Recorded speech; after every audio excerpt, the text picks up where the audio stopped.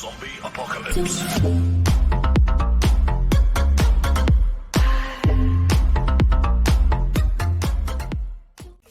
Click on zombie apocalypse.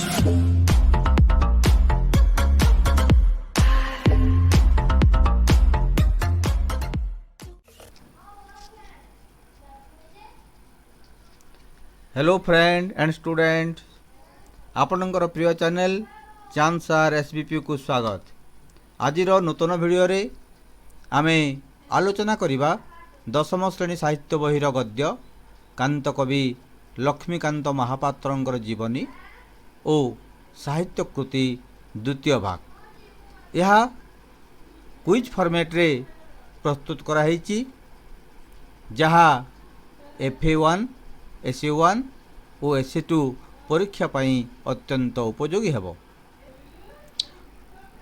पूर्वरु आमे एही गद्य कांत कवि लक्ष्मीकांत महापात्रंकर जीवनी और साहित्य कृति प्रथम भाग प्रस्तुत कर सारिचु।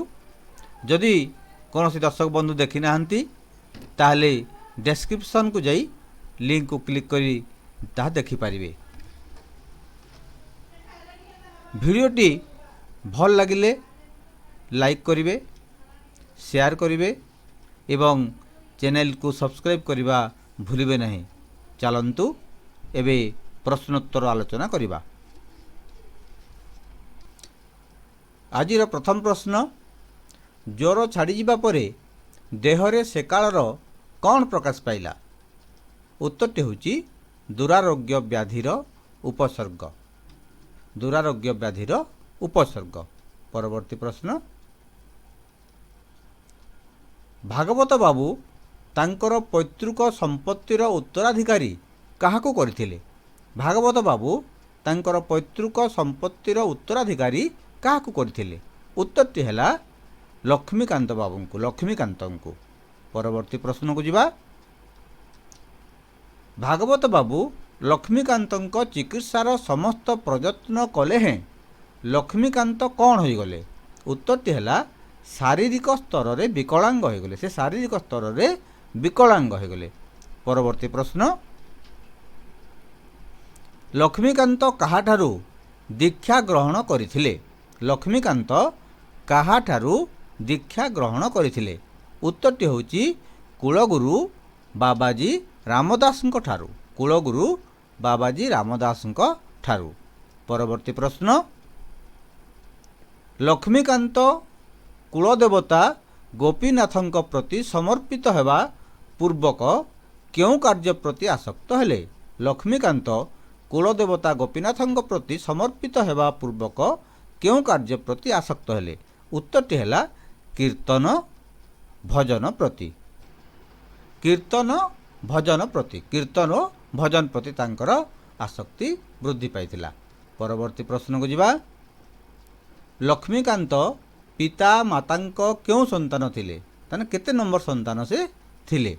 उत्तरटी होची ज्येष्ठ संतान। लक्ष्मीकांत पिता मातांक ज्येष्ठ संतान थिले। परवर्ती प्रश्न, लक्ष्मीकांतंक केते जण सान भाई थिले? लक्ष्मीकांतंक केते जण सान भाई थिले? उत्तरटी होची 3 जण। लक्ष्मीकांतंक 3 जण सान भाई थिले। परवर्ती प्रश्न, लक्ष्मीकांतंक केते जण सान भौणी थिले? लक्ष्मीकांतंक केते जण सान भौणी थिले? उत्तरटी होची 8 जण। 8 जण सान भौणी थिले। परवर्ती प्रश्न, भागवत बाबू केउ केउ कार्य रे व्यस्त रहउतिले? भागवत बाबू केउ केउ कार्य रे व्यस्त रहउतिले? उत्तरटी हैला सामाजिक और राजनैतिक। सामाजिक और राजनैतिक। परवर्ती प्रश्न, भागवत बाबू तांकर पैतृक संपत्तिर उत्तराधिकारी काहाकू करथिले? भागवत बाबू तांकर पैतृक संपत्तिर उत्तराधिकारी काहाकू करथिले? उत्तरटी होची लक्ष्मीकांतंकु। परवर्ती प्रश्न, लक्ष्मीकांतंकु केउ स्तररू नानादी ईर्षा और माली मोकदमा समस्यार सम्मुखीन होबाकू पड़िथिला? उत्तरटी होची भाई आलिया। भाई मानकर मध्यरे विवाद होइतिला। परवर्ती प्रश्न, ଭାଷାଭିତ୍ତିକ ଉତ୍କଳ ପ୍ରଦେଶ ଗଠନ ପାଇଁ କାହା ଜରିଆରେ ଆନ୍ଦୋଳନ ଚାଲିଥିଲା? ଭାଷାଭିତ୍ତିକ ଉତ୍କଳ ପ୍ରଦେଶ ଗଠନ ପାଇଁ କାହା ଜରିଆରେ ଆନ୍ଦୋଳନ ଚାଲିଥିଲା? ଉତ୍ତରଟି ହେଉଛି ଉତ୍କଳ ଗୌରବ ମଧୁସୂଦନ ଦାସ। ଉତ୍କଳ ଗୌରବ ମଧୁସୂଦନ ଦାସ। ପରବର୍ତ୍ତୀ ପ୍ରଶ୍ନ, କେବେ ବନ୍ଦେ ଉତ୍କଳ ଜନନୀ କବିତା ଉତ୍କଳ ସମ୍ମିଳନୀରେ ଗାନ କରାଯାଇଥିଲା? କେବେ ବନ୍ଦେ ଉତ୍କଳ ଜନନୀ କବିତା ଉତ୍କଳ ସମ୍ମିଳନୀରେ ଗାନ କରାଯାଇଥିଲା? ଉତ୍ତରଟି ହେଉଛି 1912 ମସିହା। 1912 ମସିହାରେ ବନ୍ଦେ ଉତ୍କଳ ଜନନୀ କବିତା ଉତ୍କଳ ସମ୍ମିଳନୀରେ ଗାନ କରାଯାଇଥିଲା। ପରବର୍ତ୍ତୀ ପ୍ରଶ୍ନ, କେବେ ମହାତ୍ମା ଗାନ୍ଧୀ ଅସହଯୋଗ ଆନ୍ଦୋଳନ ଡାକରା ଦେଇଥିଲେ? କେବେ ମହାତ୍ମା ଗାନ୍ଧୀ ଅସହଯୋଗ ଆନ୍ଦୋଳନ ଡାକରା ଦେଇଥିଲେ? ଉତ୍ତରଟି ହେଉଛି 1921 ମସିହାରେ। 1921 ମସିହାରେ। ପରବର୍ତ୍ତୀ ପ୍ରଶ୍ନ, ଅସହଯୋଗ ଆନ୍ଦୋଳନର କର୍ମୀମାନଙ୍କ ତ୍ରୁଟି ବିଚ୍ୟୁତିକୁ ଲକ୍ଷ୍ୟ କରି ଲକ୍ଷ୍ମୀକାନ୍ତ କେଉଁ ମନୋରମ ଗଦ୍ୟ ରଚନା କରିଥିଲେ? ଉତ୍ତରଟି ହେଉଛି ଅସହଯୋଗୀର ଆତ୍ମକଥା। ଉତ୍ତରଟା ହେଲା ଅସହଯୋଗୀର ଆତ୍ମକଥା। ପରବର୍ତ୍ତୀ ପ୍ରଶ୍ନ, ଲକ୍ଷ୍ମୀକାନ୍ତ କେଉଁ ଛଦ୍ମ ନାମରେ ଅସହଯୋଗୀର ଆତ୍ମକଥା ରଚନା କରିଥିଲେ? ଲକ୍ଷ୍ମୀକାନ୍ତ କେଉଁ ଛଦ୍ମ ନାମରେ ଅର୍ଥାତ୍ କେଉଁ ଗୁପ୍ତ ନାମରେ ଅସହଯୋଗୀର ଆତ୍ମକଥା ରଚନା କରିଥିଲେ? ଉତ୍ତରଟି ହେଉଛି ଅସହଯୋଗୀ। ତାଙ୍କର ଗୁପ୍ତ ନାମଟି ଥିଲା ଅସହଯୋଗୀ। ପରବର୍ତ୍ତୀ ପ୍ରଶ୍ନ, ଅସହଯୋଗୀର ଆତ୍ମକଥା କେଉଁ ପତ୍ରିକାରେ 5ଟି ସଂଖ୍ୟାରେ ପ୍ରକାଶ ପାଇଥିଲା? ଅସହଯୋଗୀର ଆତ୍ମକଥା କେଉଁ ପତ୍ରିକାରେ 5ଟି ସଂଖ୍ୟାରେ ପ୍ରକାଶ ପାଇଥିଲା? ଉତ୍ତରଟି ହେଉଛି ଉତ୍କଳ ସାହିତ୍ୟ। ଉତ୍କଳ ସାହିତ୍ୟରେ ପ୍ରକାଶ ପାଇଥିଲା। ପରବର୍ତ୍ତୀ ପ୍ରଶ୍ନ, କଂଗ୍ରେସର ନେତୃସ୍ଥାନୀୟ ବ୍ୟକ୍ତିଙ୍କର କନିକା ମେଳି ଭୂମିକାକୁ ଲକ୍ଷ୍ୟ କରି ଲକ୍ଷ୍ମୀକାନ୍ତ ବ୍ୟଙ୍ଗ ବିଦ୍ରୂପଧର୍ମୀ କେଉଁ ନାଟିକା ରଚନା କରିଥିଲେ? ଉତ୍ତରଟି ହେଉଛି ପଞ୍ଚାମୃତ। ସେ ପଞ୍ଚାମୃତ ନାଟକ ରଚନା କରିଥିଲେ। ପରବର୍ତ୍ତୀ ପ୍ରଶ୍ନ, ପଞ୍ଚାମୃତ ବାଲେଶ୍ୱରରୁ ପ୍ରକାଶ ପାଉଥିବା କେଉଁ ସାପ୍ତାହିକ ପତ୍ରିକାରେ ପ୍ରକାଶ ପାଇଥିଲା? ପଞ୍ଚାମୃତ ବାଲେଶ୍ୱରରୁ ପ୍ରକାଶ ପାଉଥିବା କେଉଁ ସାପ୍ତାହିକ ପତ୍ରିକାରେ ପ୍ରକାଶ ପାଇଥିଲା? ଉତ୍ତରଟି ହେଉଛି ପ୍ରଜାତନ୍ତ୍ର। ବାଲେଶ୍ୱରରୁ ପ୍ରକାଶ ପାଉଥିବା ପ୍ରଜାତନ୍ତ୍ରରେ ପଞ୍ଚାମୃତ ପ୍ରକାଶ ପାଇଥିଲା। ପରବର୍ତ୍ତୀ ପ୍ରଶ୍ନ, ଲବଣ ସତ୍ୟାଗ୍ରହ ସମୟରେ ବ୍ରିଟିଶ ସରକାରର ସାଧାରଣ ଲୋକଙ୍କ ଉପରେ ଅତ୍ୟାଚାରକୁ ବିରୋଧ କରି କିଏ ବିହାର ଓଡ଼ିଶା କାଉନସିଲର ସଭ୍ୟ ପଦରୁ ଇସ୍ତଫା ଦେଇଥିଲେ? ଉତ୍ତରଟି ହେଉଛି ଭାଗବତ ପ୍ରସାଦ। ଭାଗବତ ପ୍ରସାଦ ଇସ୍ତଫା ଦେଇଥିଲେ। ପରବର୍ତ୍ତୀ ପ୍ରଶ୍ନ, କେତେ ମସିହାରେ ଲକ୍ଷ୍ମୀକାନ୍ତ ଗୋପୀନାଥ ସଙ୍ଗୀତ ସମାଜ ଗଢ଼ିଥିଲେ? କେତେ ମସିହାରେ ଲକ୍ଷ୍ମୀକାନ୍ତ ଗୋପୀନାଥ ସଙ୍ଗୀତ ସମାଜ ଗଢ଼ିଥିଲେ? ଉତ୍ତରଟି ହେଉଛି 1921 ମସିହାରେ। 1921 ମସିହାରେ। ପରବର୍ତ୍ତୀ ପ୍ରଶ୍ନ, ଗୋପୀନାଥ ସଙ୍ଗୀତ ସମାଜ ପ୍ରଥମେ ଏକ କି ପ୍ରକାର ଅନୁଷ୍ଠାନ ଥିଲା? ଗୋପୀନାଥ ସଙ୍ଗୀତ ସମାଜ ପ୍ରଥମେ ବା ଆରମ୍ଭରେ ଏକ କି ପ୍ରକାର ଅନୁଷ୍ଠାନ ଥିଲା? ଉତ୍ତରଟି ହେଉଛି ଅପେରା। ଏଇଟା ଗୋଟେ ଅପେରା ଅନୁଷ୍ଠାନ ଥିଲା। ପରବର୍ତ୍ତୀ ପ୍ରଶ୍ନ, ଗୋପୀନାଥ ସଙ୍ଗୀତ ସମାଜ ପରବର୍ତ୍ତୀ ସମୟରେ ଏକ କି ପ୍ରକାର ଅନୁଷ୍ଠାନରେ ପରିଣତ ହେଲା?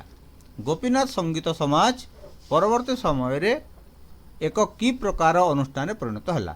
ଉତ୍ତରଟି ହେଉଛି ଥିଏଟରରେ। ପରବର୍ତ୍ତୀ ସମୟରେ ଏଇଟା ଗୋଟେ ଥିଏଟର ହେଲା। ପରବର୍ତ୍ତୀ ପ୍ରଶ୍ନ, ଗୋପୀନାଥ ସଙ୍ଗୀତ ସମାଜର ଆୟୁକାଳ କେତେ ବର୍ଷ ଥିଲା? ଏଇଟା କେତେ ବର୍ଷ ପର୍ଯ୍ୟନ୍ତ ଚାଲିଥିଲା? ଉତ୍ତରଟି ହେଉଛି 5 ବର୍ଷ। ଗୋପୀନାଥ ସଙ୍ଗୀତ ସମାଜର ଆୟୁକାଳ 5 ବର୍ଷ ଥିଲା। ପରବର୍ତ୍ତୀ ପ୍ରଶ୍ନ, ଗୋପୀନାଥ ସଙ୍ଗୀତ ସମାଜ ଭାଙ୍ଗିଯିବା ପରେ ଲକ୍ଷ୍ମୀକାନ୍ତ ଭଦ୍ରକରେ କ'ଣ ସ୍ଥାପନ କରିଥିଲେ?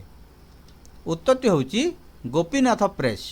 ଗୋପୀନାଥ ପ୍ରେସ୍ ସ୍ଥାପନ ସେ କରିଥିଲେ। ପରବର୍ତ୍ତୀ ପ୍ରଶ୍ନ,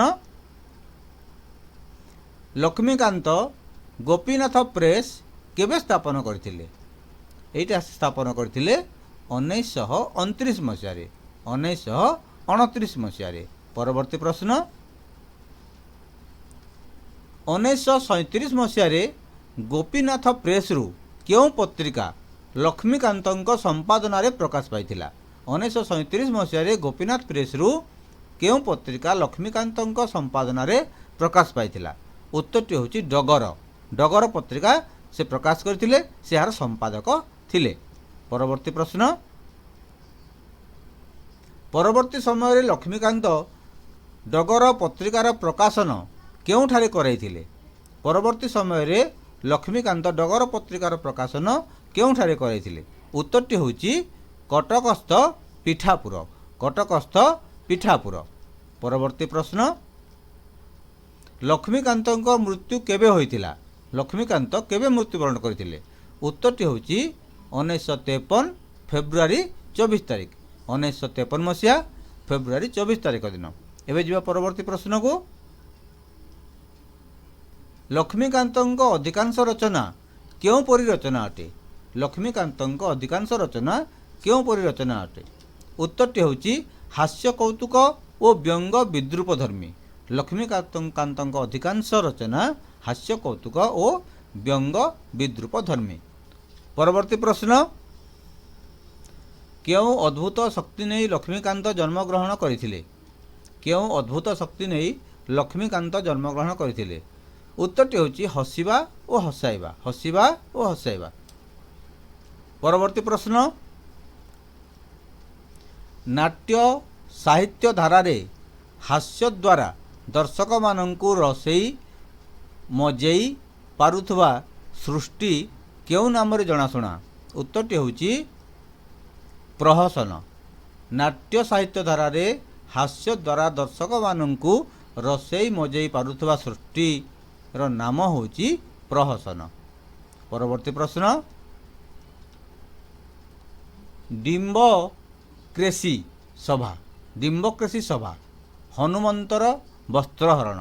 ହନୁମନ୍ତର ବସ୍ତ୍ରହରଣ, ଜର୍ମାନ ଭୂତ ଓ ବ୍ରିଟିଶ ଭୂତଙ୍କ ପ୍ରଶ୍ନୋତ୍ତର ଆଦି ଲକ୍ଷ୍ମୀକାନ୍ତଙ୍କର କି ପ୍ରକାର ରଚନା? ଉତ୍ତରଟି ହେଉଛି ପ୍ରହସନ, ମାନେ ହାସ୍ୟରସାତ୍ମକ। ପରବର୍ତ୍ତୀ ପ୍ରଶ୍ନ, ଲକ୍ଷ୍ମୀକାନ୍ତଙ୍କ ରଚିତ ଶିଶୁ ସାହିତ୍ୟ ପିଲାଙ୍କ କଥା ଏକ କିଭଳି ରଚନା ଅଟେ? ଲକ୍ଷ୍ମୀକାନ୍ତଙ୍କ ରଚିତ ଶିଶୁ ସାହିତ୍ୟ ପିଲାଙ୍କ କଥା ଏକ କିଭଳି ରଚନା ଅଟେ? ଉତ୍ତରଟି ହେଉଛି ପୌରାଣିକ କାହାଣୀ ସଂକଳନ। ପୌରାଣିକ କାହାଣୀ ସଂକଳନ। ପରବର୍ତ୍ତୀ ପ୍ରଶ୍ନ, ଲକ୍ଷ୍ମୀକାନ୍ତଙ୍କ ରଚିତ ଶିଶୁ ସାହିତ୍ୟ ଚିଡ଼ିଆଖାନା ଜୀବଜନ୍ତୁ ସମ୍ବନ୍ଧୀୟ କି ପ୍ରକାର କୃତି ଅଟେ? ଲକ୍ଷ୍ମୀକାନ୍ତଙ୍କ ରଚିତ ଶିଶୁ ସାହିତ୍ୟ ଚିଡ଼ିଆଖାନା ଜୀବଜନ୍ତୁ ସମ୍ବନ୍ଧୀୟ କି ପ୍ରକାର କୃତି ଅଟେ? ଉତ୍ତରଟି ହେଉଛି ପଦ୍ୟମୟୀ କୃତି। ପଦ୍ୟମୟୀ କୃତି। ପରବର୍ତ୍ତୀ ପ୍ରଶ୍ନ,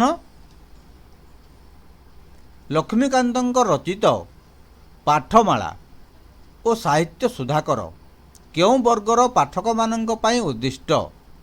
ଲକ୍ଷ୍ମୀକାନ୍ତଙ୍କ ରଚିତ ପାଠମାଳା ଓ ସାହିତ୍ୟ ସୁଧାକର କେଉଁ ବର୍ଗର ପାଠକମାନଙ୍କ ପାଇଁ ଉଦ୍ଦିଷ୍ଟ?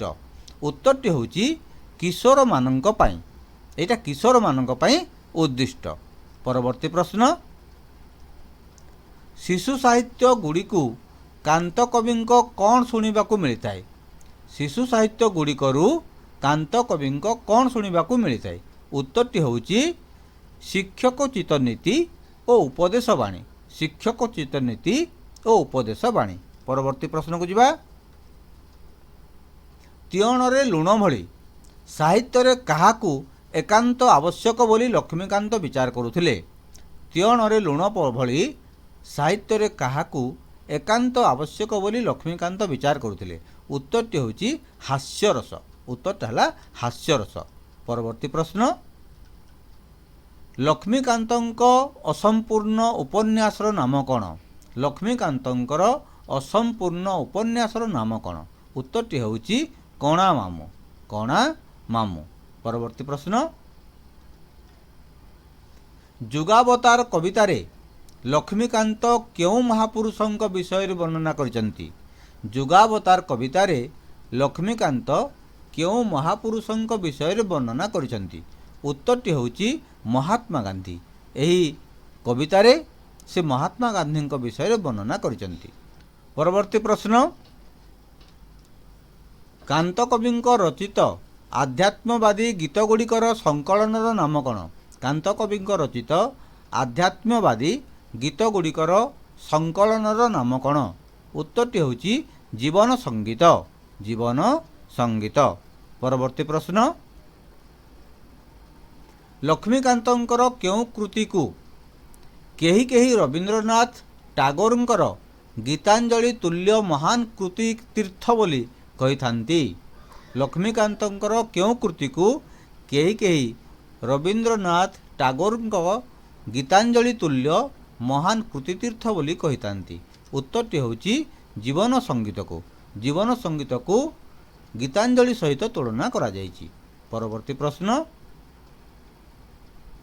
ବନ୍ଦେ ଉତ୍କଳ ଜନନୀ କବିତା କେଉଁ ସଂକଳନଭୁକ୍ତ ହୋଇଅଛି? ବନ୍ଦେ ଉତ୍କଳ ଜନନୀ କବିତା କେଉଁ ସଂକଳନଭୁକ୍ତ ହୋଇଅଛି? ଉତ୍ତରଟି ହେଉଛି ଜାତୀୟ ସଙ୍ଗୀତ। ଜାତୀୟ ସଙ୍ଗୀତ ସଂକଳନ। ପରବର୍ତ୍ତୀ ପ୍ରଶ୍ନ, କାନ୍ତକବି ଲକ୍ଷ୍ମୀକାନ୍ତ ମହାପାତ୍ର କ'ଣ ଥିଲେ? କାନ୍ତକବି ଲକ୍ଷ୍ମୀକାନ୍ତ ମହାପାତ୍ର କ'ଣ ଥିଲେ? ସେ ଜଣେ ବୈଷ୍ଣବ ଥିଲେ। ସେ ବୈଷ୍ଣବ ଥିଲେ। ପରବର୍ତ୍ତୀ ପ୍ରଶ୍ନ, କେଉଁ କାରଣରୁ ଲକ୍ଷ୍ମୀକାନ୍ତ ଯଶୋଦେହେ ଆୟୁଷ୍ମାନ ହୋଇ ରହିଛନ୍ତି? କେଉଁ କାରଣରୁ ଲକ୍ଷ୍ମୀକାନ୍ତ ଯଶୋଦେହେ ଆୟୁଷ୍ମାନ ହୋଇ ରହିଛନ୍ତି? ଉତ୍ତରଟି ହେଉଛି କୃତିଗୁଡ଼ିକର ଉତ୍କର୍ଷତା ପାଇଁ, ଉତ୍କର୍ଷତା ହେତୁ। କୃତିଗୁଡ଼ିକର ଉତ୍କର୍ଷତା ହେତୁ। ଏବେ ଭିଡ଼ିଓଟି ଆପଣମାନେ ଦେଖିଲେ। ଭିଡ଼ିଓଟି ଭଲ ଲାଗିଥିଲେ ଲାଇକ୍ କରିବେ, ଭିଡ଼ିଓକୁ ସେୟାର କରିବେ, ଚ୍ୟାନେଲକୁ ସବସ୍କ୍ରାଇବ୍ କରି ବେଲ୍ ଆଇକନ୍କୁ ପ୍ରେସ୍ କରିବେ ଏବଂ ଚ୍ୟାନେଲଟି ଦେଖିଥିବାରୁ ସମସ୍ତଙ୍କୁ ବହୁତ ବହୁତ ଧନ୍ୟବାଦ। Thanks for watching.